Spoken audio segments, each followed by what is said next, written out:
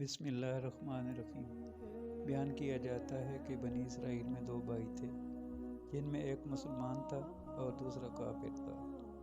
دونوں دریا کے شکاری تھے۔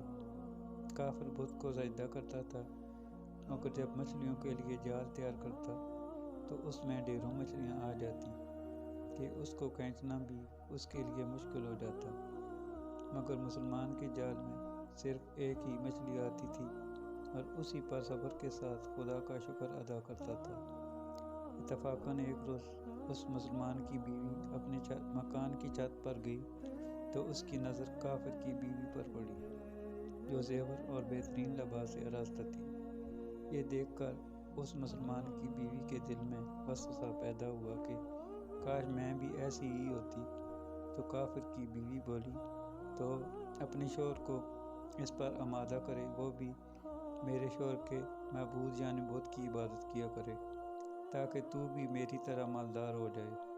یہ سن کر مسلمان بھائی کی بیوی کوئی غمزدہ سی ہو کر نیچے آئی، اور جب اس کا شوہر گھر آیا تو اس نے بیوی کا حال متغیر دیکھ کر دریافت کیا، آخر کیا بات ہے جس سے تو اس قدر غمزدہ معلوم ہوتی ہے؟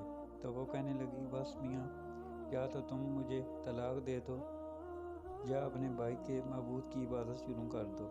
یہ سن کر اس کے شوہر نے کہا، خدا کی بندی، تو خدا سے نہیں ڈرتی؟ ایمان کی دولت ملنے کے بعد یہ کفر کی باتیں کرتی ہو؟ تو عورت بولی، بس مجھ سے اب زیادہ باتیں نہ بناؤ، میں بھی دوسری عورتوں کی طرح اچھا لباس اور اچھے زیورات پہننا چاہتی ہوں۔ جب اس مرد مومن نے دیکھا کہ یہ عورت ضد پر اتر آئی ہے اور اس کا اصرار حد سے بڑھ چکا ہے، تو اس نے عورت کو تسلی دی، کہا، اچھا، گھبرانے کی ضرورت نہیں، میں کل سے کاریگروں اور مزدوروں میں جا کر محنت کر کے تجھے روزانہ 2 درہم دیتا رہوں گا، تو اس سے اپنی حالت درست کر لینا۔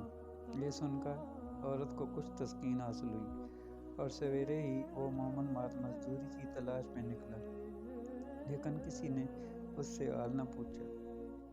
یہ دیکھ کر وہ دریا کے کنارے پہنچا اور شام تک اللہ کی عبادت میں مصروف رہ کر رات کو جب گھر آیا تو بیوی نے دریافت کیا، آج تم کہاں تھے؟ وہ کہنے لگا، میں بادشاہ کی خدمت میں مصروف تھا، اس نے مجھ سے 30 دن کام کرنے کی شرط کی ہے۔ عورت نے کہا کہ آخر وہ بادشاہ تم کو کیا دے گا؟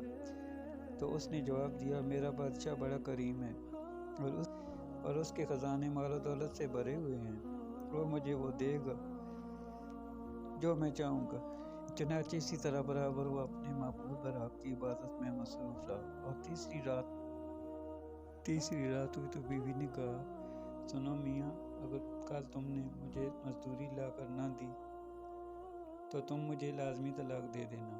یہ سن کر اس کو اس قدر پریشانی لاحق ہوئی، اور تیسری صبح کو اس نے ایک یہودی سے کہا کہ کیا تم مجھے مزدوری پر لگا لو گے؟ ہاں، تم کو مزدوری تو مل جائے گی، لیکن شرط یہ ہے کہ میرے پاس تمہارے کھانے پینے کا کوئی انتظام نہ ہوگا۔ چنانچہ وہ مرد مومن روزے کی نیت کر کے یہودی کے ساتھ ہو لیا۔ اللہ تعالیٰ کے حکم سے ایک فرشتہ 29 اشرفیاں لے کر ایک نورانی طباخ میں لے کر اس کی بیوی کے پاس پہنچا اور کہنے لگا، میں بادشاہ کا قاصد ہوں، اس نے یہ اشرفیاں لے کر مجھ کو تیرے پاس بھیجا ہے اور فرمایا ہے کہ تیرا شوہر ہمارے پاس کام میں تھا، ہم نے اس کو نہ چھوڑا، یہاں تک کہ اسی نے ہم کو چھوڑ دیا اور یہودی کے پاس چلا گیا۔ اگر وہ ہمارا کام کرتا تو ہم اس کو اور زیادہ اجرت دیتے، بس یہ ایک اشرفی کی کمی اسی وجہ سے ہے۔ چنانچہ وہ عورت ان اشرفیوں میں سے ایک اشرفی لے کر بازار گئی۔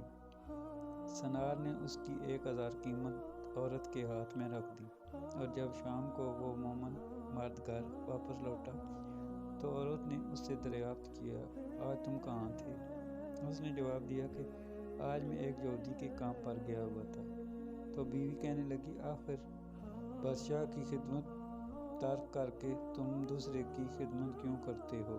پھر اس کو اشرفی کا واقعہ سنایا، جس کو سن کر وہ مرد مومن روتے روتے بے ہوش ہو گیا اور جب اس کو ہوش آیا تو بیوی سے کہنے لگا، افسوس کہ میں بادشاہ دو جہاں کی خدمت کا حق اپنے اوپر لازم نہ کیا۔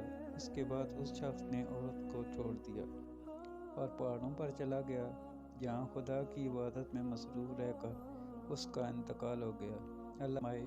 اللہ تعالیٰ اس پر اپنا رحم فرمائے، آمین۔